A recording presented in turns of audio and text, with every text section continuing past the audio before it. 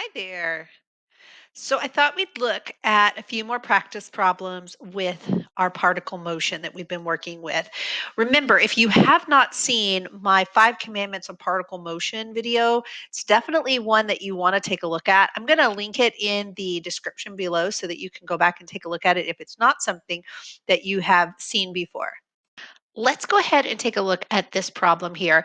I think it's important to note that we are looking at the velocity of the particle from 0 to 9, and the particle is moving along the x-axis. So let's take a look. Number 1 says, on what interval is the particle moving right? We know the particle moves right when the velocity is positive. Since this is the velocity graph, I'm looking for when the y values are positive. So I'm going to use this section here. So from 0 to 1. And then again, it looks like really close to 5. Oh, so I'm going to say from 5 to 7. The particle moves right.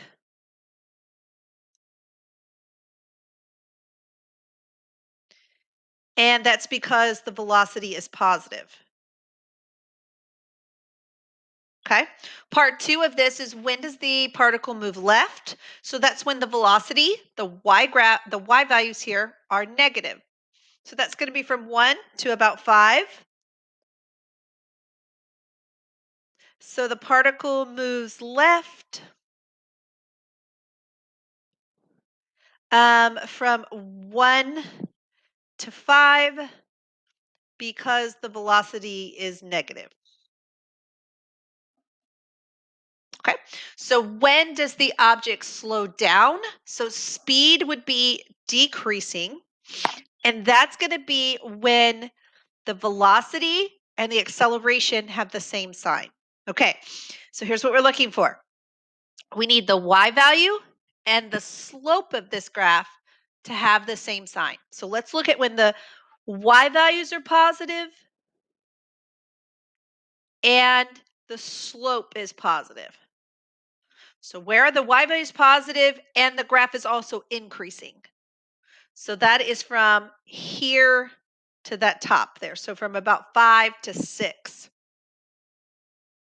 So we'll say from 5 to 6, the particle is speeding up.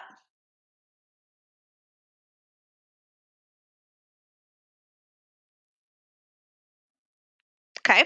Now we also can think about when the y values are negative and the slope is negative. We just need them to have the same sign. So the y values are negative, but the slope is negative. That's in this section from 1 to 2. Oops, not 6, from 2. The particle is also speeding up.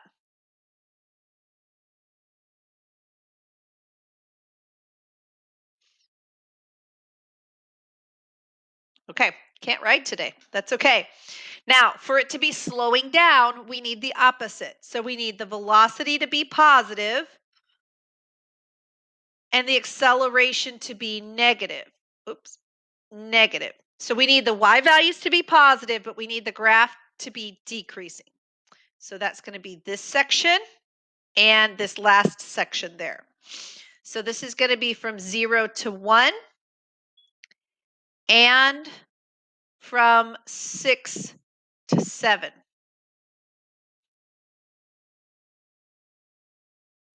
And again, this is where the particle is slowing down because velocity and acceleration have different signs. Okay, let's do the opposite then. I'm going to look for where the velocity is negative and the acceleration is positive. So velocity is negative. That means y values are negative, but the slope is positive. That's going to be this section here. So that looks to be about what? 3 to 5? And again, the particle is slowing down.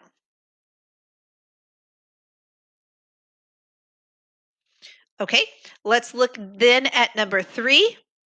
At what value is the particle momentarily stopped and changing directions?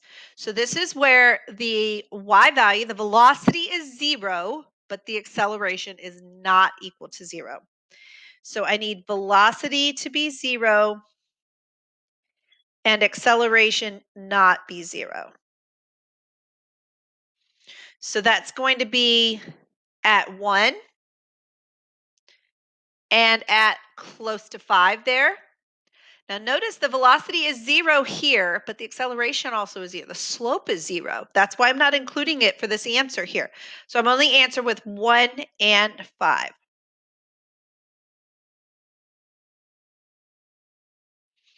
And then finally, on what interval of time is the acceleration 0? So this is where the slope is 0. And that's going to be in this section here from 2 to 3, and here from 7 to 9. 2 to 3 and 7 to 9, because the slope is 0.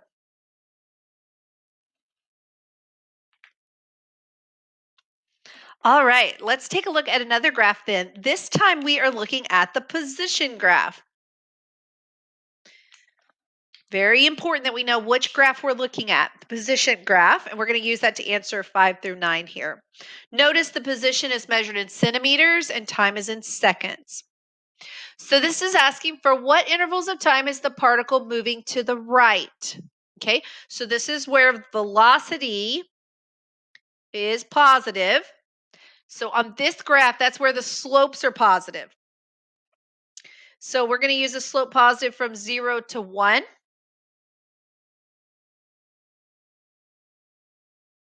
And it looks like that's the only time the slope is positive.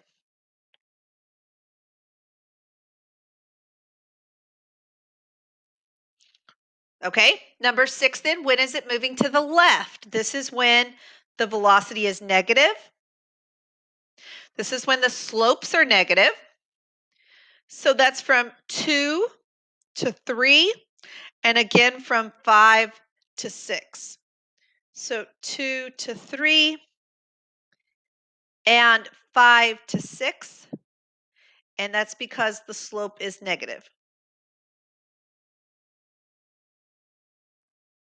All right, now number 7 asks us to write a velocity equation as a piecewise function. So we're writing an equation for the slopes here. So let's do that first piece that is between 0 and 1. And the slope there is up 2 over 1. Okay, let's do the next piece from 1 to 2. And the slope from 1 to 2 is 0. Remember, friends, I'm writing this for the slope, right? From 2 to 3.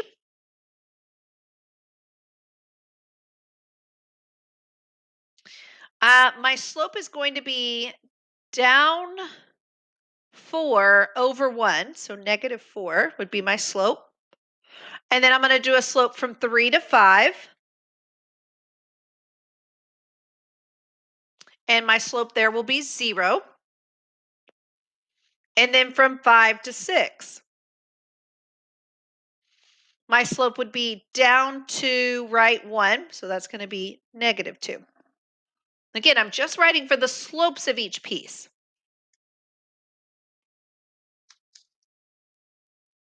All right, now where is the velocity undefined? So that's where you're going to see sharp turns here. So we've got sharp turns at t equals 1, 2, 3, and 5. So 1, 2, 3, and 5. We've got sharp turns there. And then finally, number 9 asks us for the average velocity. Remember, average velocity means for us to do the slope algebra way. So we're going to do the position at 6 minus the position at 1 over 6 minus 1. Remember, y2 minus y1 over x2 minus x1. So the position at 6, that's your y value. Position at 6 is negative 4. Position at 1 is 2. And so I get negative 6/5. Now I was told the position was in centimeters, so I'm going to go ahead and use units, and the time was in seconds. So my average velocity is negative 6/5 meters, sorry, centimeters per second there. All right, just 2 more problems to go. Now for this problem, we're being told the velocity in an equation. And we can use our graphing calculator. So I'm going to go ahead and change our view so that you can see my graphing calculator we'll be using throughout this problem. So on this one, number 10, we're asked for how many times does the particle change direction? So we are looking for v of t to change signs. So let's take a look at the graphing calculator. Now, friends, I've already put our velocity equation in y1. So if you need to pause the video and get yours entered into y1, that would definitely probably be the best thing to do. I'm going to graph this on the interval that we're being given from 0 to 5. So I'm going to the window settings. I'm changing my x min to 0, my x max to 5. And I want to graph this. Now, I'm not really concerned about the y min and max, because I'm only looking for how many times does it change positive, negative. So I've got 1, 2, and 3. So the velocity changes signs 3 times. Oh, we were going from, let me see, did I put 0? I think I did. Yes, I did. Good. So velocity changes signs 3 times on the interval from 0 to 5. And this is where the particle changes direction.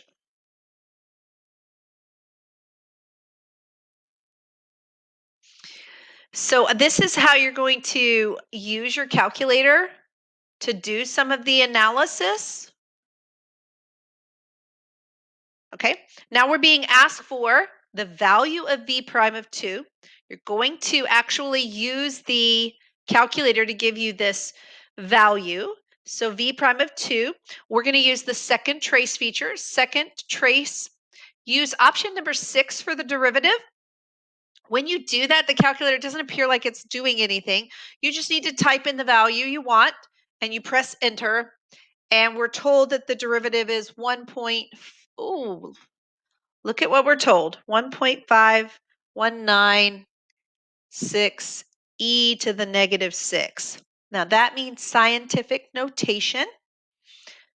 By the way, that means that that is 0.000015196. So if you were going to round that, you would get 0. So the v prime of 2, the acceleration is 0. But also I want you to see that when you plugged this in, it gave you the value. It told you that v of 2 is 0. So what do we know when the velocity is 0, but the acceleration is 0 also? That tells us the object is still. The object or the particle is not moving.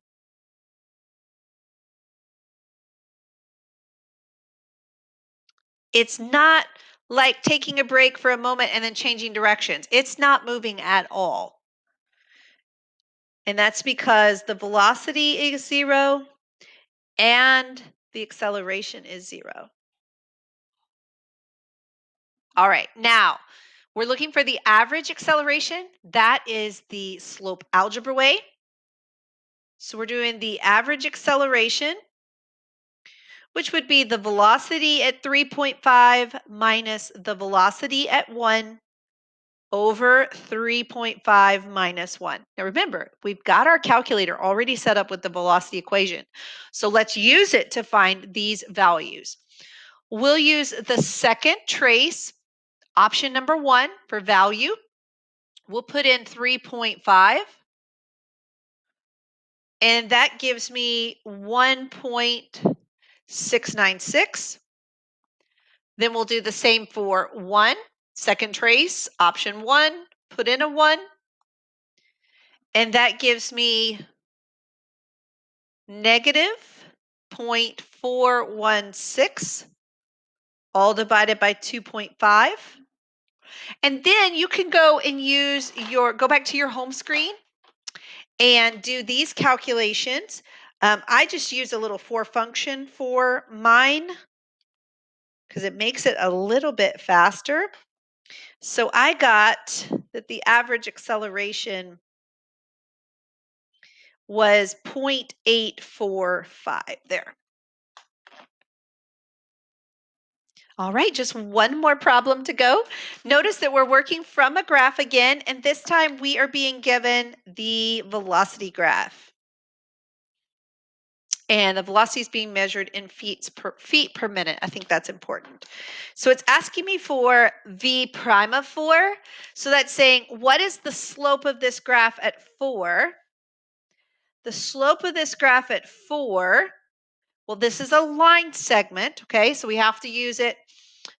We'll use these 2 points to find our slope. So from here, it goes down 70 and right 2. Down 70 and right 2 gives me negative 35. And this is the slope or the derivative of the velocity, which is the acceleration. So I know my units are feet per minute squared. Now, what does that mean for this? This is the acceleration. This is Jeff's acceleration.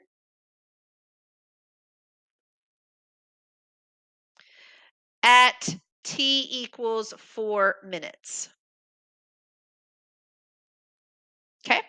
Now, number 14, on this interval from 0 to 5, is there an interval of time when the acceleration is 0? So remember, this is the velocity graph. So when we're talking about acceleration, we're looking at the slope. So is there a time when the slope is 0? Yes, between here and here. So between 2 and 3. The slope is 0, so the acceleration is 0. All right, look at number 15. On the interval from 0 to 5, does Rolle's theorem guarantee that there will be a value such that the acceleration equals 0? Now remember, Rolle's theorem has 2 conditions. 3 actually. You've got to be continuous. This is from 0 to 5. Got to be differentiable. Got problems. We're not differentiable at these corners. Okay. And then the third guarantee of Rolle's theorem is that the y values on those endpoints are the same. My y value here is different than my y value at 5 at the other interval. So this is a no. So we're going to say Rolle's theorem does not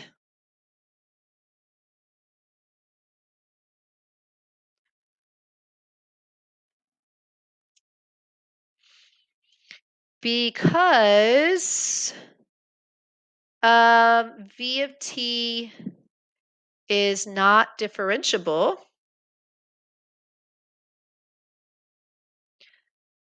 on 0 to 5.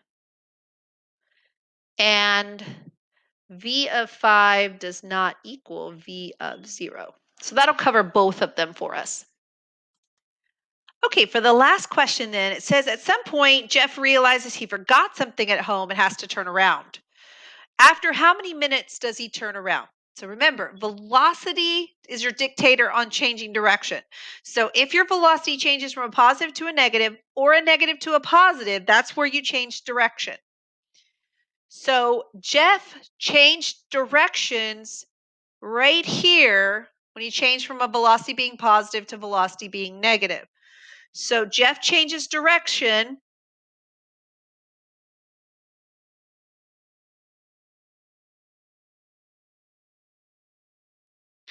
after 4 hours. And this asked me for in minutes or 240 minutes because velocity changes from a positive to a negative. So I hope this helps with our particle motion. These have been some really good problems just to kind of practice the concepts. Again, if you need to go back to that 5 commandments of particle motions video, I think that's very, very important. If you have questions, feel free to leave a comment for me. I would love the opportunity to shed more light on this, do a video of another topic, answer questions that you may have. And finally, don't forget to like and subscribe. That way you get a notification every time a new video is posted. Bye for now.